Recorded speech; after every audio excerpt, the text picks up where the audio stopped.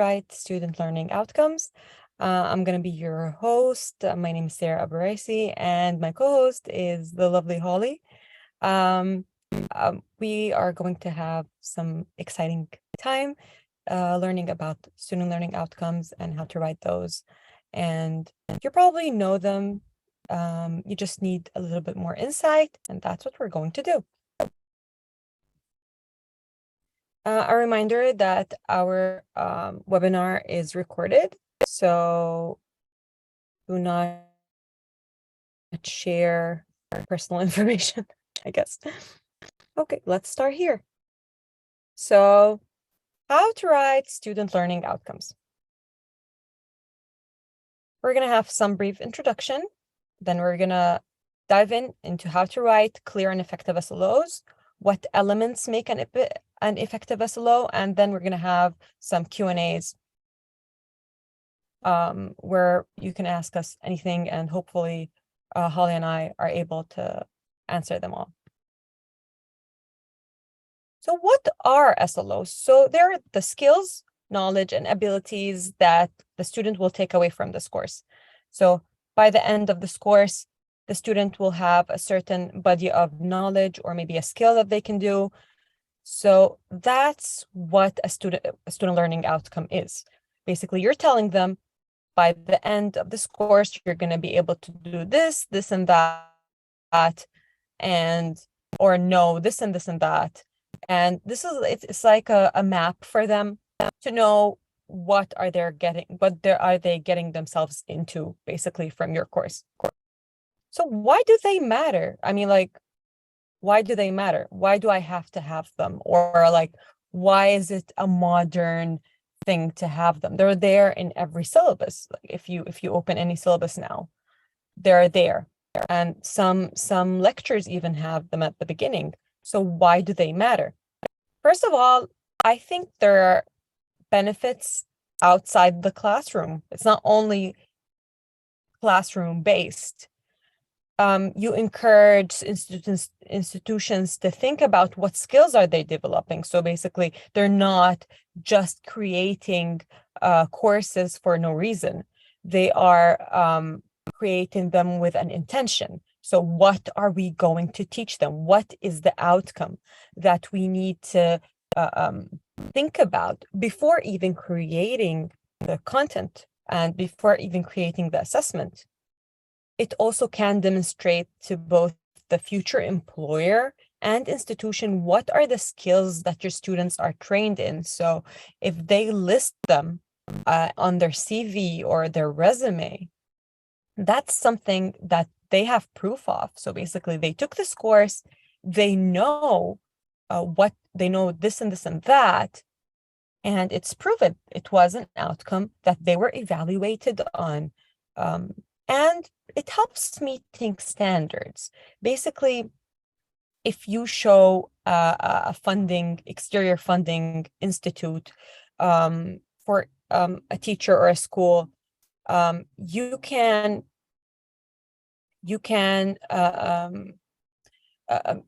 help meet the standards in a way that is measurable and clear.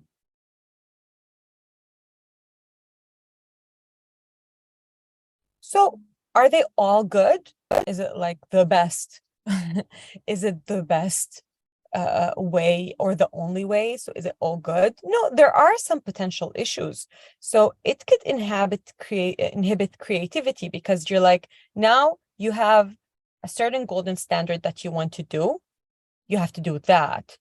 And you have to be very concise of the way that you're measuring it, and the way that you are assessing it, and the way that you are delivering the content to reach to it. So basically, it might inhibit, not 100%, but it might. And sometimes the schools, they make them as the key achievement, which like sucks the fun out of them. I mean, sometimes it begins to have a toll on the student or on the teacher, because you have to meet it in a certain way, and the college or the institute will, or the department will make that as a way to measure your achievement, whether you succeeded in delivering that deliverable or not. In order to write the SLO, you need a certain framework, and we're going to talk about that. For example, Bloom's taxonomy, especially the older version of it. Sometimes it does not give you the complete verb, like the one that really expresses what you want to do.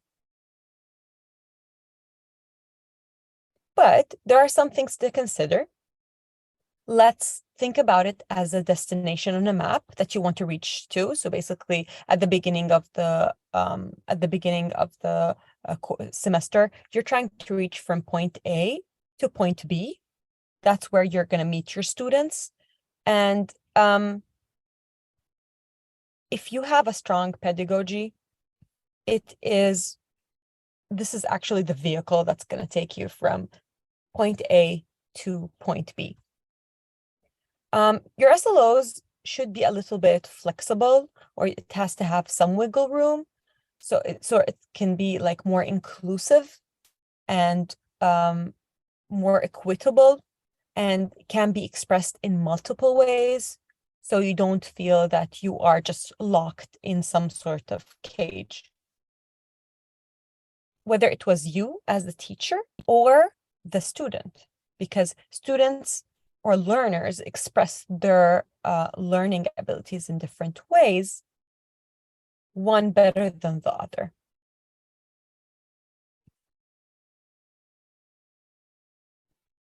So let's jump into it. So how to write an SLO? And for those who joined late, an SLO is a student learning outcome. So how to write it? First of all, there's one stream of thought called the backward design, where you think backwards. You identify the results, like, what do I want my students to do? I want them to be able to create a rubric, or I want them to be able to write a narrative effectively. So that's like the skill. That's what I want them to do at the end of the course. I want them to be able to create that. I want them to be able to do some sort of work. So I identified what I want. So that's step number one. Then I have to determine some acceptable evidence.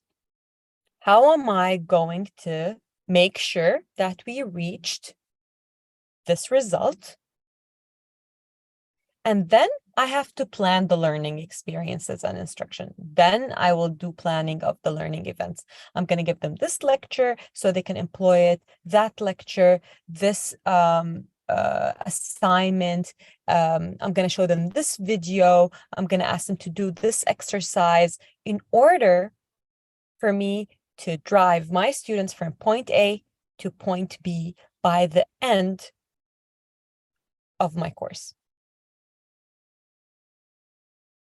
At the beginning, I mentioned that we're going to use a certain framework. So one of the frameworks that is used to build up the sentence of the learning outcome is Bloom's taxonomy.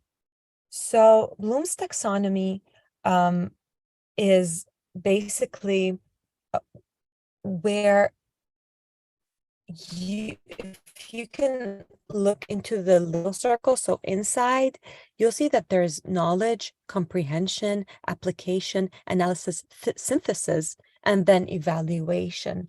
So you choose the verb that is most appropriate to what theme you are using, you need. So are you making a course where it's an introductory course and your student has no idea about the terminology? You're building it from the ground up. There's no prior knowledge of this topic in your students' reservoir. And so you're trying to build some knowledge, but are you going to just give some knowledge the whole time? Don't you want to see some comprehension about that knowledge? Don't you want to see some simple application? Or maybe you're planning a capstone. So basically, you know that your student already knows a lot about the topic. So what's going to happen? Don't you want to see them analyze? Don't you want to see them like synthesize some ideas? Do you want to see them evaluate some sort of methods that they already know prior knowledge of? So for each of what you plan to give, there are some verbs that will help you write the SLO sentence and also give you an idea of how to evaluate it.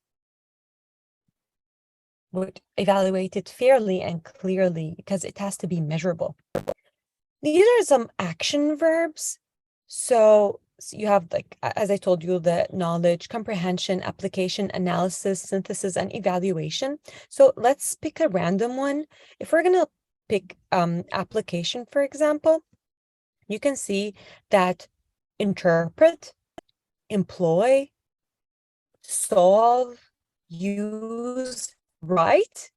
An example would be students will write an instructional objective for each level of Bloom's taxonomy. That's an example. Let's take another example for synthesis. So we can ask them to revise. We can ask them to prepare, to explain. Maybe it's an oral examination or an oral discussion.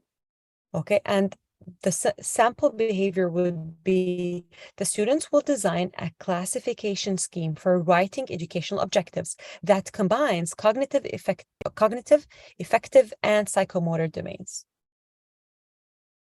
There's another framework that is not very commonly used, but it's called a taxonomy of significant learning. If you can see that the domains are a little bit different, so learning how to learn, foundational knowledge, application, integration, human dimension, and caring. So if you see under caring, you develop new feeling, interests, values. So I think that that's a higher level of a learning experience when you integrate that thought into their caring system. It's like you're teaching ethics. How can you make someone feel for ethical situations? That goes under caring. How can you, for example, in psychology, make them learn about themselves or other human behaviors? So it might be a human dimension.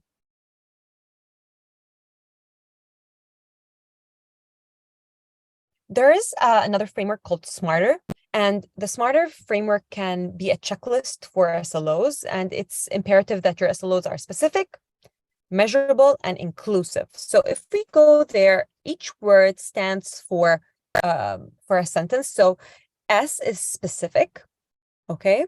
It has to be specific. So each SLO should focus on one concrete outcome that is transparent to the students. When they read it, they should know what they're expected to do. A measurable meaningful. So it should be observed, visible. The students have to, for example, they know what they have to do in order to pass this outcome. It's this, like, they read it and like they have like a cheat sheet for the final exam. They read that, they know they're going to have that on their final. So it's measurable. They know they're going to be measured on that. It has to be achievable, attainable, actionable. So basically, it has to make sense and it has to be logical.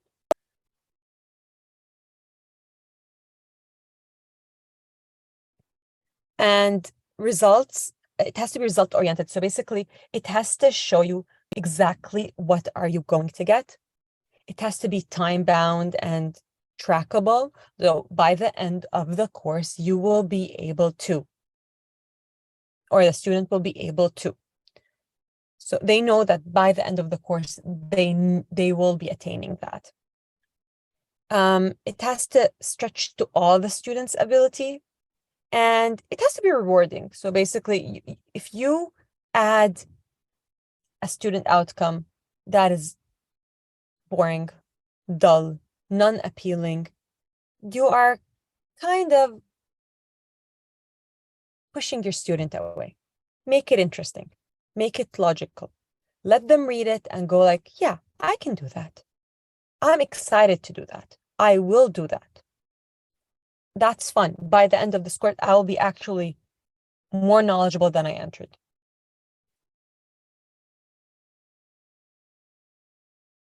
What if you write a poorly written SLO?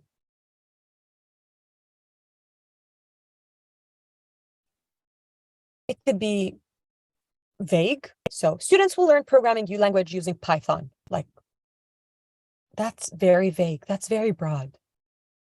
It can be unmeasurable, like students will know the elements of the periodic table. So how would they know it? Like, look, if I'm a student and I enter chemistry and I go like, okay, what would I know about them? Or like, how would I know them? It should be I should be able to apply one of the many theories of social psychology and apply those theory to several real world scenarios. That's a lot. That's very verbose. That's a lot. Or it could be independent of course objective. So my course objective says my students will be able to construct a sentence. Oh, I'm sorry for the spelling mistakes. A sentence in Spanish using correct punctuation and grammar.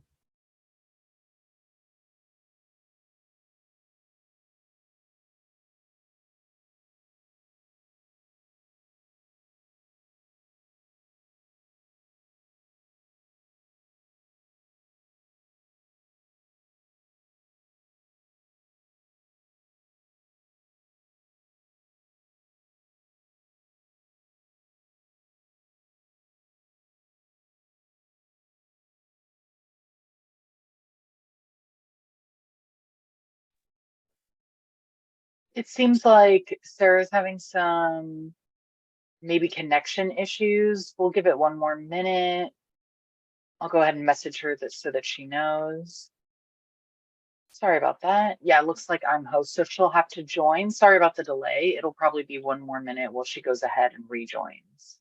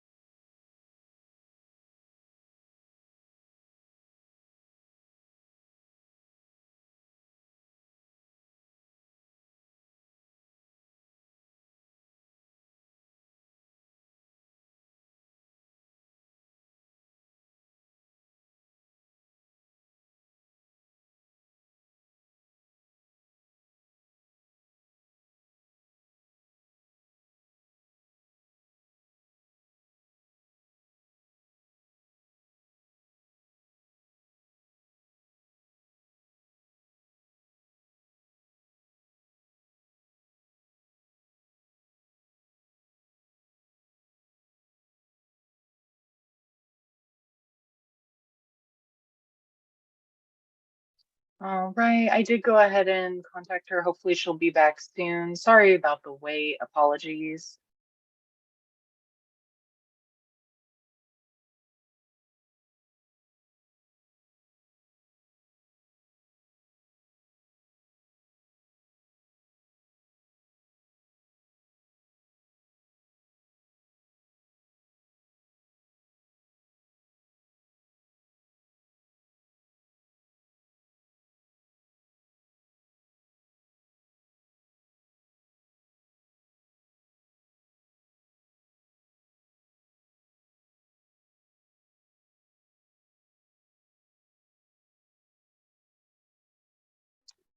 Thank you for the question, Jocelyn. Hopefully I'm pronouncing your name correctly. While we wait, what are people's experiences with creating CLOs, SLOs? That's an excellent question. If anyone would like to share, please do so in the chat, or you can use the raise hand question or function, excuse me. Personally, I've taught PFF 531, that's the current name of the course. And my experience is that people seem to struggle with specificity. Students seem to struggle with specificity in creating SLOs. Does anyone else have any other details or thoughts or experiences that they'd like to share? I'm sorry, that was embarrassing. Oh, hello, Sarah. Welcome back. That was embarrassing. That was not really nice. Okay, We can so see your screen. Seems to be working. okay, that's great. So, I think we stopped at clear and specific. So my students will learn the programming language Python to compare a data mining analysis. It has to be also measurable. Students will be able to identify the elements of the from the periodic table based on their symbols. So basically now my student knows that when they look at the periodic table by the end of the semester, if they see and F, they know what does that stand for. It has to be concise. So for example, students will be able to apply theories of social psychology to the real world situation. It's concise. It's not traveling all over the world. It's also connected to objectives. So remembering that students will be able to construct a sentence in Spanish using correct grammar and punctuation. The learning objective would be students will be able to conjugate verbs correctly in past tense, not identify states like of Spain on a map. So what are the elements of SLOs? They should be specific and well-defined. They should be realistic. They should rely on active verbs in the future sense. So the future tense. So your student will learn, will analyze in the future. And it has to be connected to the goals of the program and objectives of the course. So what about the activities that you choose? What are the learning activities that you'll be choosing in order to coordinate with the SLO? There are many types of learning activities. Blended learning, which is like a bit of face-to-face and a bit of virtual.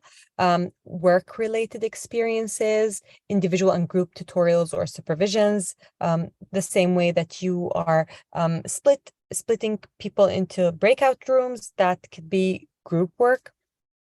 Independent learning, when you give them some asynchronous thing to read or to prepare. Problem-based learning and collaborative learning as well. The type of activities you select should dictate what skills are you trying to teach the students by the end of the course. And you can have a more specific list of activities if you look at the Harvard website that we shared here. So this table is a constructive alignment table. This is usually there in your syllabus while you're planning your teaching, while you're building it from the ground up. So if you can see that each one of them will, each one of your formative or summative assessments will match with an SLO. So basically, if you see here, you want them to do 4 literally device quizzes, and it's a formative assessment. It matches with, it aligns with SLO number 1. What about role play diaries? It aligns with SLO 2 and 3, and therefore, for example, the portfolio. We ask a lot of our students to keep a portfolio that align with the both 3 SLOs that you. That concludes the end of our lecture. I'm going to open the space for us to to talk and answer some questions that you have. But please check our official page to register for the future webinars. And these are like, if you'll find our social media pages here as well. And next event is tomorrow, where Holly and I also will explore TOEFL and teaching a second language. Make sure to pass by.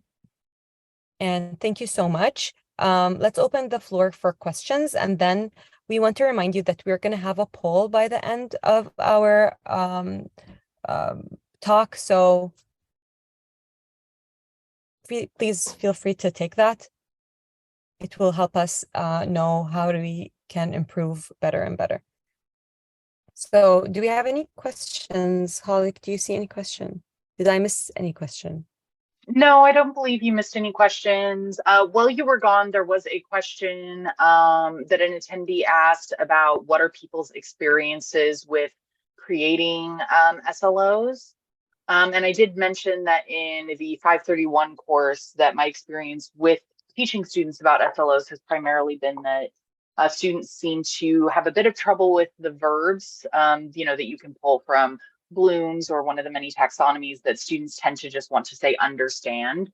So they want everything to be knowledge-based rather than a little bit more engaging. I don't know if you have anything, if you want to speak to that, Sarah, or have any feedback. Yeah, the classes that I taught were in the dental school, so they're more like of application or demonstration, because except if you're teaching intro courses, then it's different.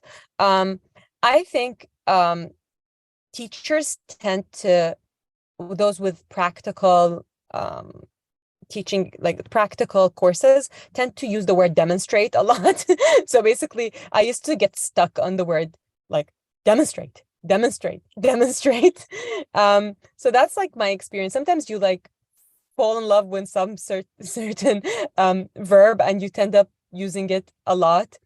But it's good to explore and to explore many verbs that you can use, because it does open other ways for you to assess something. So it's not always a hit. It's always a hit and miss, and you always need to improve on your SLOs as you go forward in your experience with the same course. But you get to learn while assessing it. So I guess like you write one and you think that that's like the most handsome SLO that I've seen. And then when you try to apply it in your course, you go like, I wish I used the word so-and-so or the verb so-and-so. So that's like kind of my experience. I don't know if any of the attendees have another experience that they'd like to share. Or any question? I would like to ask, I'm a PhD student in politics